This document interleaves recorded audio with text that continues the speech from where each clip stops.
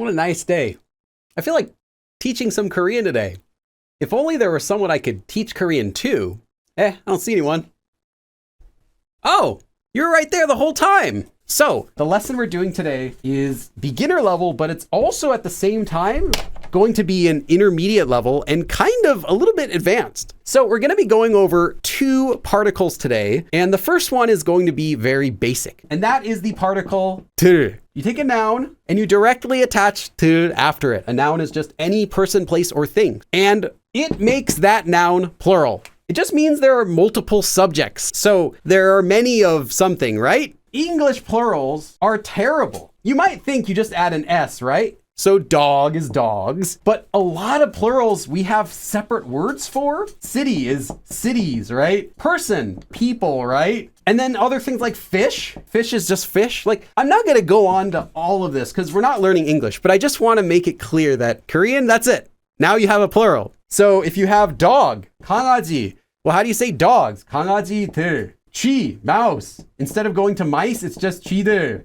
mice. Now you might think this is really easy, but it gets easier because most of the time, you don't even need this. Most of the time, if you want to say dogs or mice or fish or people or cities, you can actually just say 강아지, dogs. I like dogs. 강아지 좋아해요. It's not necessary to make something plural in Korean unless it's necessary to make something plural in Korean. Most of the time, it can be understood by the context. Most of the time, you do not need to use 들 at all. Let's say you bought 10 pens. In English, you'd have to say pens, but pen 10개 means 10 pens. There is no plural because it can be understood easily from the context. Anytime there's a number involved or anything that indicates there's many of something, you would never want to use 들 to make it a plural because that would just sound awkward to say 펜들 10개 샀어요. I bought 10 pens. Another example is, again, more than one. 많다 means to be many. So if you were to say 펜이 많아요, there are lots of pens, you would never say 펜들이 많아요. Because it just sounds awkward. You would just say pen 많아요. There are lots of pens. Most of the time, it will be understood from the context, whether you mean a plural or a singular noun. If you wanted to say you bought pens, I bought, 샀어요, past tense of 사다.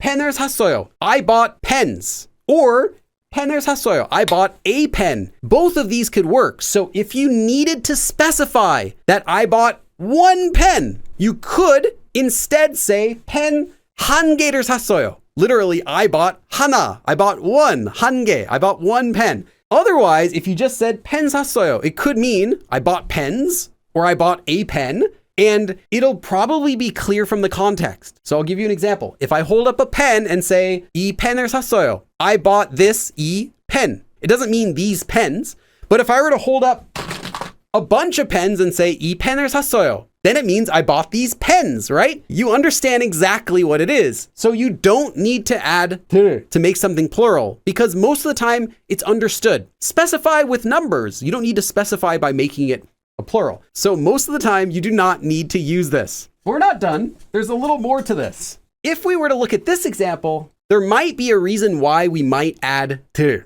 이 도시에, so in this city, 편의점, convenience store, 편의점이 있어요. 있어요. There are, it exists. So if you're saying a convenience store exists in this city, if you say this, it could mean possibly like one, depending on the context. Maybe you're talking about a really small city and you say 이 도시에, or maybe in this village or something. 이 마을에 편의점이 있어요. That could sound like, well, there is a convenience store in this village or in this city. If you want it to be really clear that there are multiple, you could add 들. Now it's convenience stores. So now you have, there are convenience stores in this city. But unless you think it could be vague, you don't need it.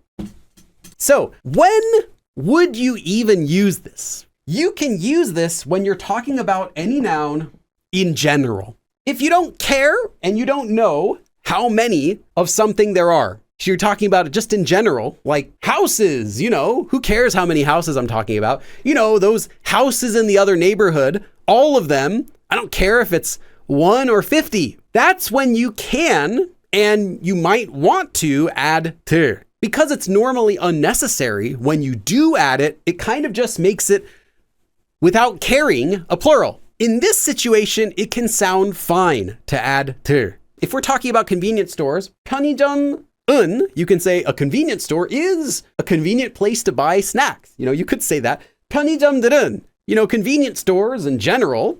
I don't really care how many I'm talking about. Just, those stores. And then you can talk about convenience stores. You're not talking about every convenience store in the world. You're not talking about one specific store. It's just you're talking about them in general. You're not talking about any specific number. That's when 들 can get used. Or you could just say it with 편의점은. So you don't need it, but if you add it, it implies like, no, I'm making this plural about multiple stores.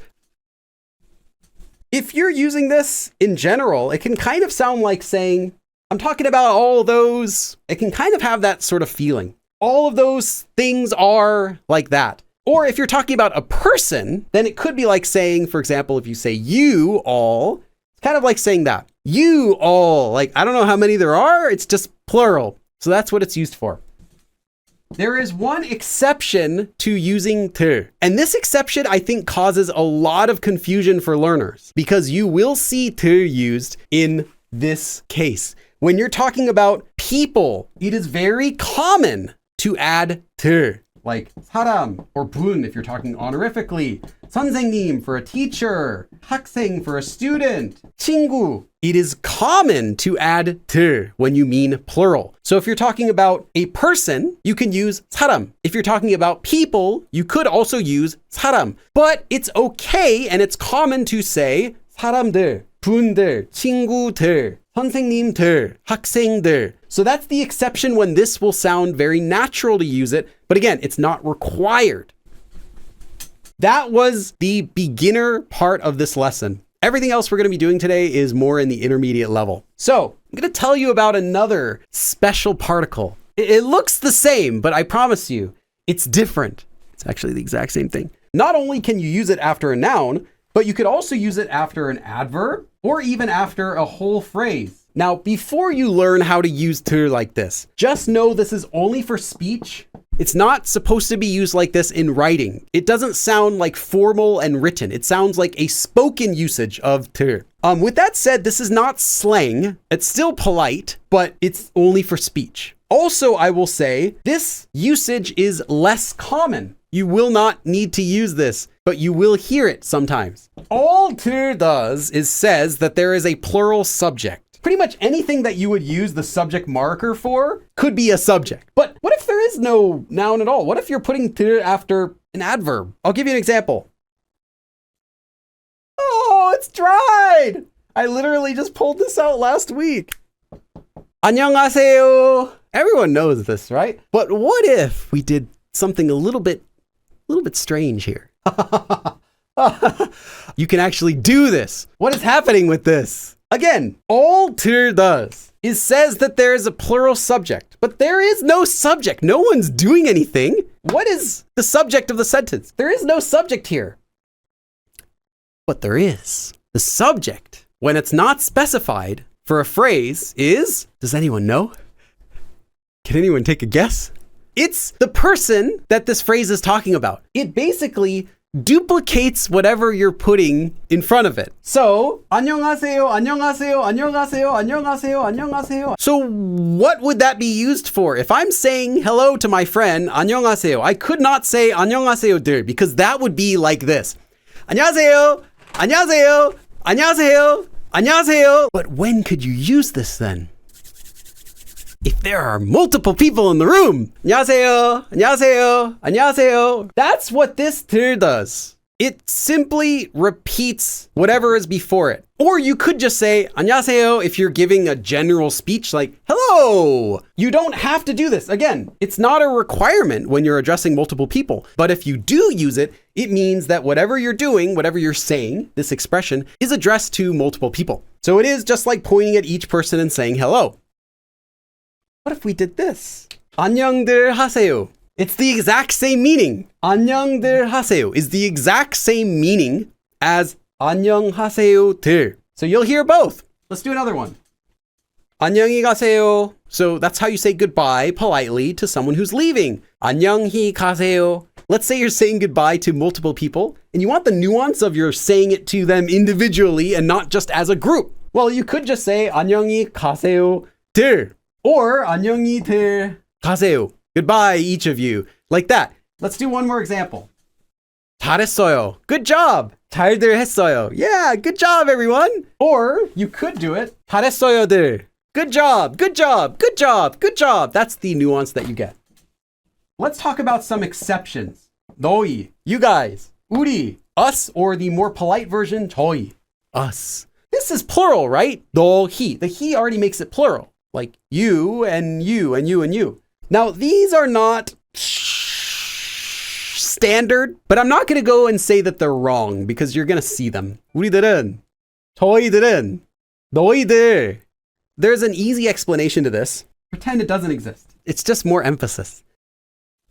Now, 네 is used after a person. So that can be like, in English, you might say, oh, he or she, or 철수, or whoever we're talking about. So it includes names. And what this means is actually very simple. People of the same kind, or people who are of the same class as each other. Again, people. So just by adding 네, this also makes whatever word you use it after plural. In this case, if we were to say 철수네, it means people of the same kind and class as 철수, which obviously would therefore include 철수 himself. So it's like 철수 and other people that are in the same kind of class as he is, or the same kind of people as 철수 is what it means. By kind or class, what this specifically means is people who are the same kind or the same class as 철수, for example, would be 철수's family. So 철수네, 철수 and family. It doesn't have to only be family. It's any person that belongs to a group or an organization, like maybe a company. So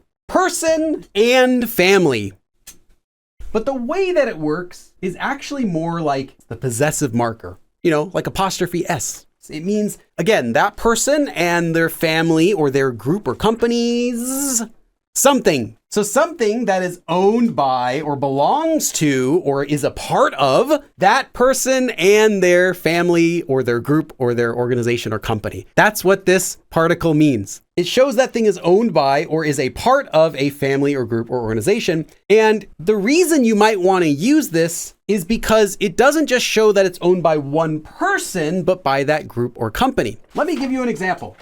Again, the way this works is like the possessive marker 의, which is pronounced as a when it's used as the possessive marker. 철수의 집 is the normal way to say 철수's house. And it just means 철수 owns the house. But if something's not owned by one person, you're probably not going to say it's 철수's house unless he's living there by himself. 철수 lives there with his mom and dad and his pet goldfish and his younger brother. It's not 철수's house. It's 철수's family's house. 철수 내 집. So this is, again, 철수 and his family's house.